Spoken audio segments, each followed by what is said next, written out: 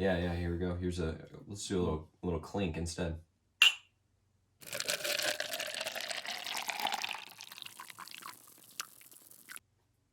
What's up, guys? Thanks for tuning into Caffeine and Cardboard. We can get your weekly dose of board games in about the amount of time it takes to drink a cup of coffee. I'm one of your co-hosts, Connor. And I am Rodney, and you know what? This time we're coming to you a little not our norm. We have coffee with us because we're actually doing a morning pod when we're filming this. We are living in the wake of a board game weekend, and we just got, you talk about your weekly dose of board games, we just got at least a quarterly dose of board games. A 3-month dose of board games in one weekend. I think we each played right around 13 games between Thursday evening, Friday evening, and then all day yesterday, Saturday. So we're coming at you this morning, and that's what we want to talk about. We're not even going to fool around. We're just going to kind of jump right in and tell you about our weekend. I guess set the scene a little bit, Connor. What was this weekend? Yeah, so I think this weekend was just an opportunity for some different groups of people to get together. We play board games with some of our coworkers. We play board games with kind of a gaming group. And then there are some people kind of on the fringes of that I've played games with before. Some people I've never met before. Just kind of all coming together and having a chance to, one, just like match up what our interests are and just play a bunch of games, honestly. Like, I think that was the whole goal was, one, play some games that we've been really wanting to play, and then just kind of leave it open otherwise. So what we want to do is, we've got about 15 or 16 games total. Connor played a few, I didn't. I played a few, he didn't. There was one game that neither of us played. That's right, one of this whole list that neither of us ran on that table. And we want to just kind of do a little superlatives, do a little award show on a really fun weekend. Yeah. We had some other people that, we love these guys. They're watching our stuff, commenting. It's cool. It just reminds me that we're having fun. If we never turn this right into something, we're having fun with it as a group, and that's all. That's all it needs to be. We could top out at however many subscribers that we have right now, and however many listeners, and I think that we would continue to do this. It's a fun creative outlet. It's just whatever. So we've got these superlatives that have turned out to be an accidental top 6 of sorts. There's 6 awards. It's just in our blood. It just top 6s just flow out of us. It's second nature now. And sixth nature, honestly. Sixth nature. And it's not like a top 6. We're not ranking the games from the weekend, but we're giving out these awards. And the awards for these so far, we're just going to run through them real quick, and then we'll give our own list. So we've got Regretfully Unplayed, which is what happened. What didn't get played over the weekend that you really would have liked to? We had a great weekend, so we'll start off negative with what we didn't get to do. We'll just roll to see who goes first on these. How about that? We'll just roll. Wait, what? Higher number? All right. What do you play? Do you play games where we're rolling low dice? Is awesome. All right. 4. Looks a lot like War of the Ring. What? Well, our play.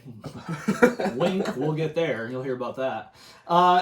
What's Regretfully Unplayed? Regretfully Unplayed for me is a game that we have played together at 2 players. Oh, he's already looking at me like, oh yeah, we're the same. I'll pick another one. No. I mean, I'll talk about it. But so Rodney and I played this when it was still in its beta version of the app thing that was going on. No, so we've played it together. The app has now come out, so it's a fully formed game. And we were like, oh man, if we could play that at 4 players, that would be amazing.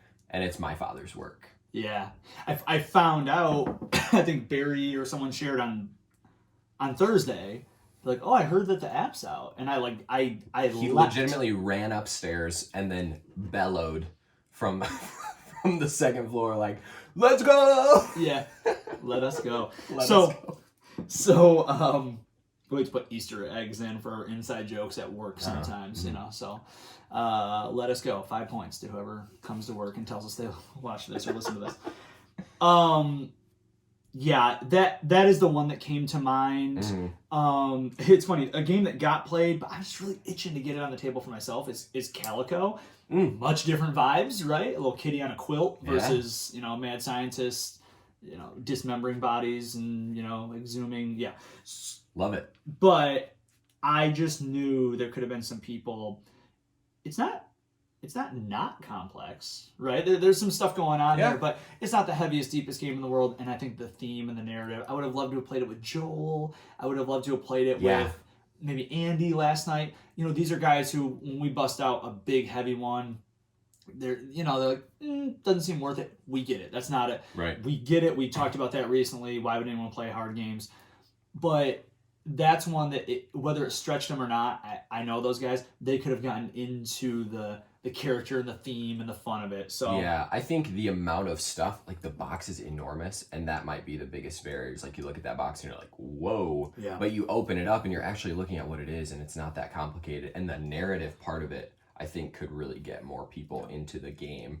Because it's just fun. Like you and I played it when it was in that beta computer version, and it was awesome. This was hard for me to come up with because that's how much of a great weekend we had. Like, I'm not walking away being like, oh, I didn't get to play. The only reason I would come up with this one is because it does seem like a game that really fits with a board game weekend where you've got some time to open up all those boxes and spread out and things like that. It's a little harder to just be like, oh, you want to come over Tuesday after work and play My Father's Work? We will. We'll do that. But it felt like a good weekend for it, and it didn't get played. Yeah. We're not regretting. It was awesome. Our next one is best new entry to our gaming log, right? So this has to be a game that we absolutely had never played before. We have some games that we played recently, or maybe I played them but not with Connor or something. Not that. This is, I never played this game one time in my life, and it's just the for new games I played, it's my favorite one of the weekend. 1-2. All right, so I'm going to share first. This is a game that I know we will not cross over on because you did not play it. So mine is a game that Barry brought over that he really wanted to play. You're going to say it? Yeah, it's Praga Kaput Regni. This is a game basically about like building up the city of Prague. There's like no history in it. It's almost all like lore. But it was first of all, Barry sets it up and there's like all this like, I don't even know what to call it, but the animation on the board was like, oh no, like I don't think I'm gonna enjoy this. Like the board design was just like, I just couldn't get into it at first. And it turns out to be this like really cool game. There's kind of like 5 mini games going on throughout the whole game, but it was really cool. And I'm walking away from this weekend being like, do I love heavy games? Like, did I not have this unlocked before like the last couple weeks since we played Kanban EV? But like, now it's like, I might really love heavy games. Yeah. And Praga is one of those. That downward spiral. Yeah, we'll see. We'll see how it turns out. I'll be like, Connor, I'll be hanging on to a box of Zombicide to bolster myself. Connor, come back! And he's like, Gaia Project, spinning around. Okay, would you say, and I'm putting you on the spot right here, Praga Kaput Regni, is that, you just gotta do, it's like saying a name in the Old Testament or something. You just go fast and confident and people think it's right. Would you say it's in your top 5 favorite games with miniature eggs? It's gotta be. I think there's only 2 that I've played. That's right. I think there's only 2. For me, best new entry, I'm gonna do. Decisions being made live. What's it gonna be? It's gonna be Summit. Okay. It's gonna be Summit because I hadn't played it yet. I mean, I'll just say quickly, I was deciding between that and Merv. We got some rules pretty wrong with Merv. Not sullying my playthrough of it. Want to play it again, but it's gonna be Summit. I bought Summit. Honestly, I don't do everything that Trey Parker, creator of South Park, tells me to do. That'd be bad. But when he goes on Dice Tower, says it's his favorite game of all time, and he's a dude that plays games, and I've never heard of it, it wouldn't have to be a famous person. It's just like, well, your very favorite game of all time is a game I've never heard of, and it's newish. We've talked about that before, like when you see people's top lists on BGG or something like that, you're most intrigued by the games you've never heard of. It's like, how did it get up there? We might have nothing in common in terms of our taste in games, but to say something's your very favorite game ever will always interest me as a person who loves board games. Yeah. We played it cooperatively. We had a lot of fun. Our friend Joel, we think, ate his Sherpa out of desperation. Yeah, not because he's just that type of dude. It was rational. And we got everyone up the mountain, back down the mountain, and it had tense moments. Really fun. Awesome. Love it. We're going to roll again here for In Memoriam. In Memoriam. Oh, man. I want to talk about In Memoriam real quick. You've been see an award show or something. They halfway through flash up on the screen every important person who passed away in the last year. Tough look for the people who didn't get on there because they're just like not key grip number 2 was not important enough to make it to the Oscars anymore. Poor guy. We said we did not play a single game that made us go yuck. And that happens sometimes. I've done it. That you play a game, you're just like, that absolutely sucked an egg. That thing was terrible. Praga. All the callbacks to eggs. That's right. We didn't have any like that. No. So you go ahead. I know what you're going to say. You know what I'm going to say. These are not games, again, that we are just doing a wholesale dismissal of. But what we're saying here is, I probably played you for the last time. I may have played you for the last time. Yeah. The big thing that fueled my decision was this is a game that I've played now 3 times, and it has progressively gotten less fun and more of like the flaws, the cracks are being revealed, and the foundation's shaking a bit here. And it's a game that we've talked about on the podcast before so lovingly. Is it beautiful? I don't even know that it's beautiful. Last night I used the word sleek. It's a sleek Is game. it well produced? It is well produced. Do you like to hold the components in your hands and put them on the table? The metal coins. Yeah. This is Moonrakers. Yeah. It may be on its deathbed for me. Mm-hmm. More than any other game that we've played. Is it yours too? I know we were talking before about 2 games that were kind of in the mix for this I'm one. going to choose to talk about the other one, Okay. but we're on the same wavelength here. Yeah. It's just it's not good whenever you play of a game. And when the guy who sold it to me, he asked for Agricola and like $15, and I was like, what is this guy thinking? We did the handoff. Now you understand the math. Well, we did the handoff, and I was kind of like, what's up? Like, why? Just curious. And he's like, it was just too long, I think, for our group. Now, I think he only played it once or twice. But I just remember being like, well, that's this guy's problem. I got Moonrakers now. And it has just gone closer to that with each new play. Yeah. I would talk quickly about Komet. Liked our play. Absolutely. Didn't feel like I was in the weeds or didn't understand it or anything like that. So the thing about this is, I would play this game again. And that might be like, well, then why are you putting it? I'm just not sure I ever will. Okay. And that might have as much to do with how many games there are to play and things like that. But it also might have to do with this guy right here. This Irish fella. Okay. Inish, if you are a listener only, Inish is just better. It just is better. It's tighter. It's easier to understand. It's more fun. There's more interaction. Maybe not more interaction, but a similar level of interaction. Yeah, I think more interaction. I think the drafting of cards and Yeah. it doing a little bit of a unique thing with the drafting of cards. My action selection in that game is a lot more affected by other players than it is in Komet. There is a card in Inish that is essentially a veto card. And it just says, nope, you don't get to do that. Yep. And but you always know it's out there. You always know, I haven't seen it yet, so I could get this. I had a Divine Intervention card in Komet that was a veto card, and I never used it the whole game. Because even though I was paying attention, I was there, I was just kind of like, oh yeah, I forgot I had that. And, Barry said it well. It feels like a game that was made about 10 years ago, and that's not a bad thing.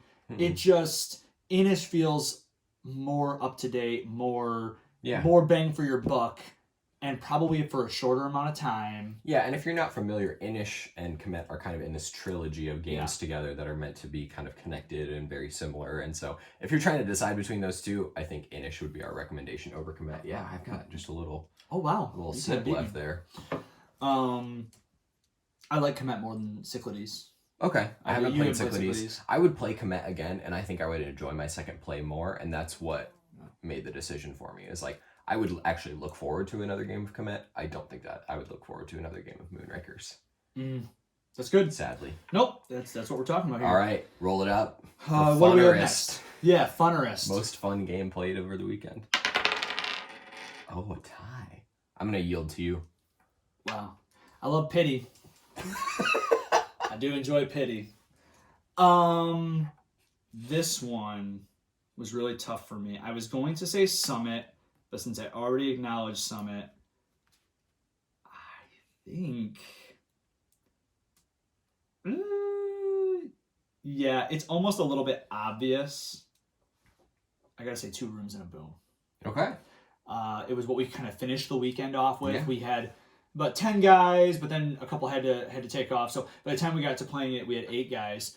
The game would be better with 10 or 12 or 14. You know, it's made for that. If you're not familiar, it's a social deduction game. For the most part, those have kind of left the hobby. The hype is gone. If we were doing this 5 years ago, we would talk a lot about the Resistance and Secret Hitler. Secret Hitler. We would talk One about Night Werewolf all the time. Yeah.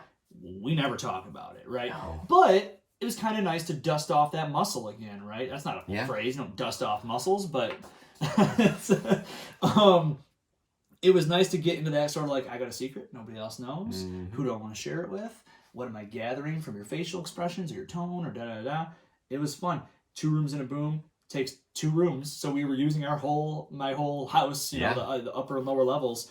And it just had fun moments. It's not the most balanced game. So we probably played about 4 or 5 times. Yeah, 4 or 5. And I can think of like one play that was like, oh, that just sucked because they just got in the basement and we figured everything out. It just, it's random card draw too. But there were some other funny moments. I would have loved to have been upstairs when the hot potato, which if you end the game with that as that identity, you lose. Yep. Got passed.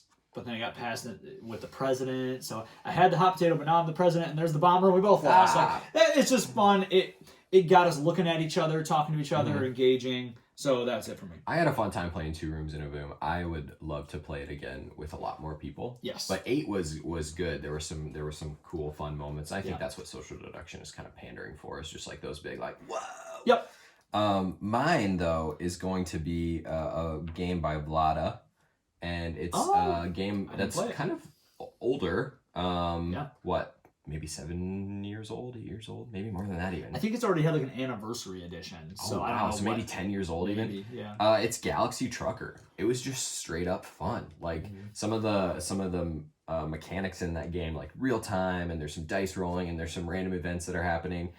If you kind of just accept what it was, like if you're really going to that game trying to win, you're going to have a bad time because some things are just going to affect you. Be there for the chaos. You're building like a junkyard spaceship trying to deliver goods, and it's just like, that's just what it is. And this game actually felt very thematic in a sense, if that's the theme that we're going off of. Yeah. And it, you know, like I said, it's an old game. It's a game I don't know if I've even had the chance to play it before.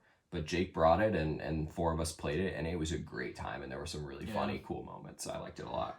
You and I have very different views on digital implementations of board games. Yep. BGA, what a great website.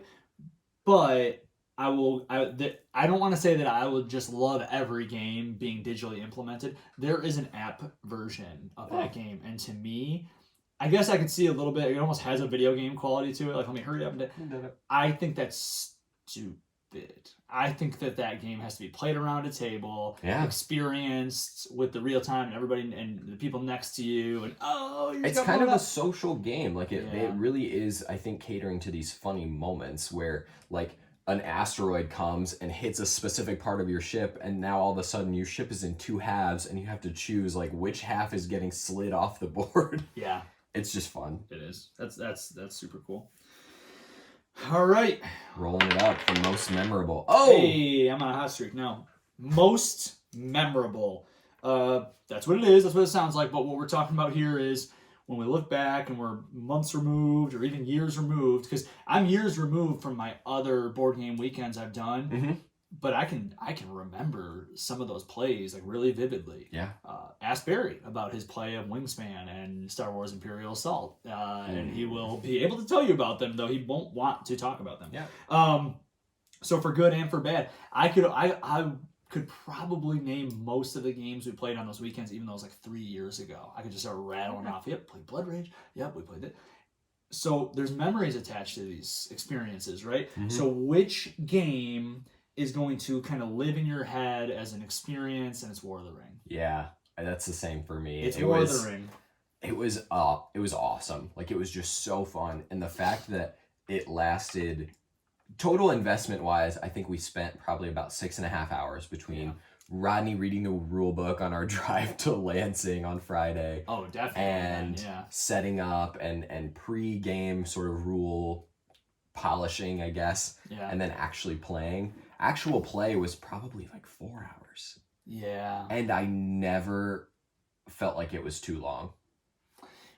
This goes well with a board game weekend, like we talked about earlier with my father's work, and regretting having not played it because you just got the time. You got the time to spread out. We ate breakfast in the middle of it. All this kind of stuff. Like,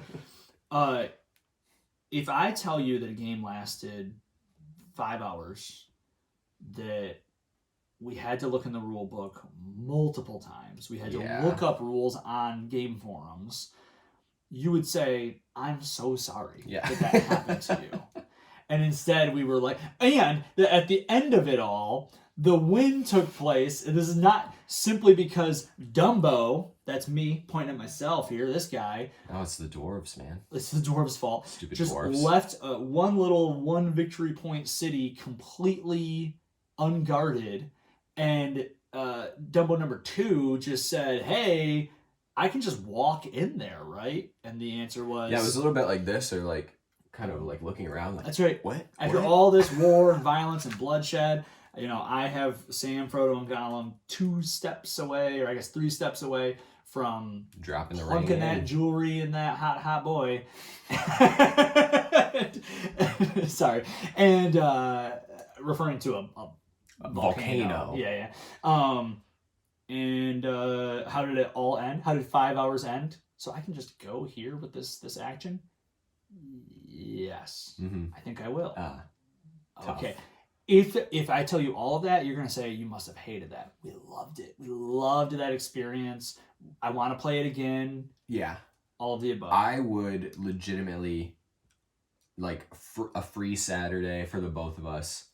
If that was like an option for like what we might do together and hang out, I would do that. I would play that again soon. Yeah.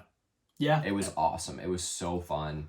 I felt very much like I was part of like an experience that had been very well put together. The thematic part of it, like everything felt so thematically tied. If you like Lord of the Rings and you feel at all willing, if you're like, oh, that sounds pretty bad, but that does sound interesting, do it. Play that game. Yeah. If you really love Tolkien and Lord of the Rings, it's going to impress you. It's going to kind of tickle you. Like, oh, that's so cool. Like, now that happened. And you're kind of telling your own story.